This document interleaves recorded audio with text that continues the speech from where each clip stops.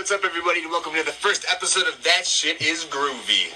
Boom! Fuck yeah! Here we go. Alright, so I have no idea what this segment is about other than this shit is mad groovy.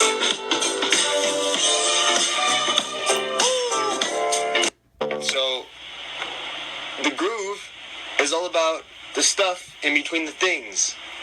So, I'm going to show you that right now. Stuff thing number one, bass line.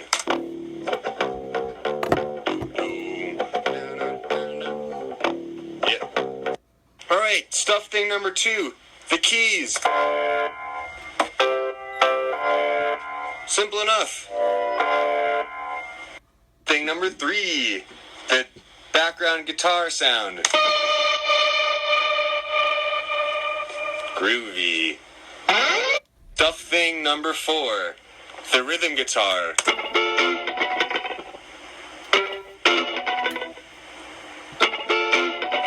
Thing five, the drums. Yeah, the drums.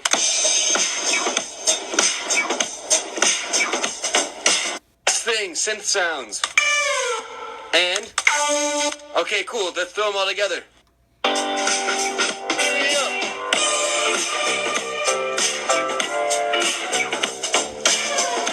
And that shit is groovy. This segment is called This Shit Is Killing.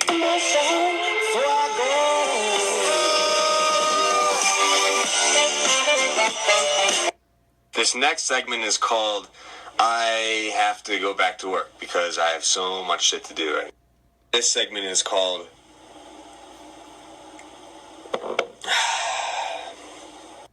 Hey, what's up everyone? My name is Grant, and here is a producer tip for my homie producers out there.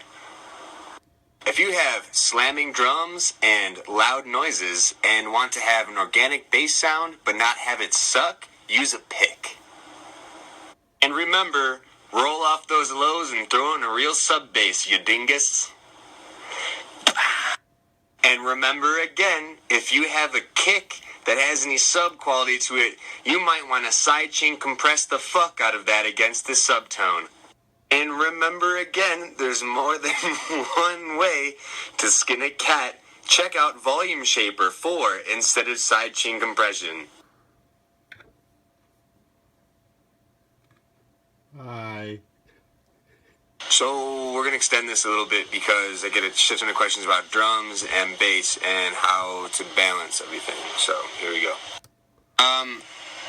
Kick and snare is always like the most important driving factor of music that is like dance music. You know, that's what makes you dance. So to make the kick and the snare the focus, I'm going to use a volume shaper, and every single time the kick and snare happens, the break and all the percussion is going to dip in volume. And with the volume shaper, what you can do is adjust how much volume is reduced upon every instance of whatever is affecting it, aka the kick and snare.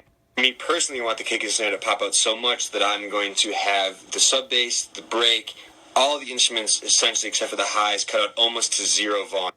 And here's the thing, I'm going to use a volume shaper instead of sidechain compression because the volume shaper it acts a lot faster, and I don't want the release of the volume dip to last too long. I don't want to be like I want to be like like that.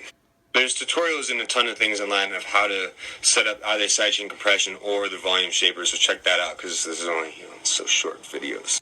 The other thing that I was saying was that I like to layer my my basses, so I'll explain that here in a second. Typically, you're always going to have in a Griz tune like a natural bass tone. And then I'm going to layer a sub bass below it. And the reason for the separation of the sub bass from the sound of the other bass or basses or the mid to high part of it is so that I can have different control of the volumes. Now you're asking, well dude, okay, where would I roll off my low end for the sound of the bass or whatever? So we're going to take the notes of the bass and duplicate them into a massive patch or operator or whatever you like to create a sub or sine wave bass. Here's my bass guitar audio. I'm going to copy that and paste it into the MIDI channel, which is an instance of Massive that I created as a sub patch and click melody because it's easy. And it's like always wrong, so I'm going to go ahead and just fix all this shit real quick. Be right back. Once we fix that, we're going to take a spectrum analyzer to assess the highest level of our sub range for our sub bass. Check it out. Okay, spectrum analyzer applied, and what we're looking at is a peak, and the peak of a frequency, the frequency of the note that the sub bass is playing. However, we are seeing a lot of other tonal quality happening in the spectrum analyzer, tonal quality that we want to get rid of for that sub bass tone. So within our spectrum analyzer, we are going to find the highest note that the sub bass plays. So for the song that I'm working on, that note happens to be this D right here. The D, they want the D. So looking at our spectrum analyzer, we can assess that that note is 74 hertz. Yeah, see? Okie dokie. So we're going to make it easy, and we're going to throw in the EQ8, which is a stock EQ from Ableton, and go ahead and throw in a curve. I'll show you that right now. Alright, cool. So we want to create a curve that looks like this. This is called a low-pass curve. Great job. We want to type in 74, but we want to go a little bit higher than that because it'll cut off these other frequencies. And guess what? We want to do the same thing for the lowest note. High-pass curve, lowest note. Let's do that now. Lowest note was a D. This low D is at 34 hertz. Okay, cool. So let's go here. Number 1, high pass curve. La. Great. Okay, so this looks pretty good. Like, it could be better because the EQ isn't very powerful and the Q isn't very strong, but if we had a super EQ, it'd be better. And by super EQ, I mean like an EQ that has a better digital algorithm, something like FabFilter, Pro Q, or anything by Ozone, but it's just taxing. The reason why we do it to the lowest note when we cut out the stuff that we can't even hear that's not being used by that subnote is because it just adds loudness to the track, and that's not good. We don't want loud. We want just pure clarity of our mix. We want something that sounds dope, not something that just sounds like, fucking loud and hurts my ears and shit. You know what I'm saying? Yeah. So now that we've EQ'd out our sub bass, we're going to take that highest point right here and copy it. So this was 94 hertz, I think we got. Boom, we're going to go back to our bass guitar, and we're going to create a high pass at that 94 hertz. Bam! So the cool thing that we've done is we've been able to separate the sub bass from the bass guitar and have it independently act so that we can sidechain it or do whatever, turn it up or turn it down.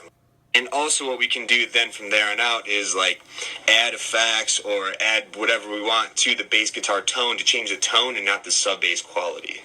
Dig this, like you could create an EQ multi-band situation on the bass guitar and just sidechain the low band EQ on that. I mean, there's a million. Whatever way is making you most stoked in the music that you're making, that should be the thing that makes you happy. And that's what you should do. Follow your dreams, man. And when I say man, I also mean woman, or old dude, or young dude, or old chick, or young chick. I mean, just do you and have fun. And here's like the last thing, just don't overdo it on the sub bass. Like, it's there and it's cool and it's groovy, but like, you know, balance your mix out, guys. Okay, that's it for all of us here. And by all of us, I mean just me at Griz Labs. Bye. And we'll do more. But for now I gotta go.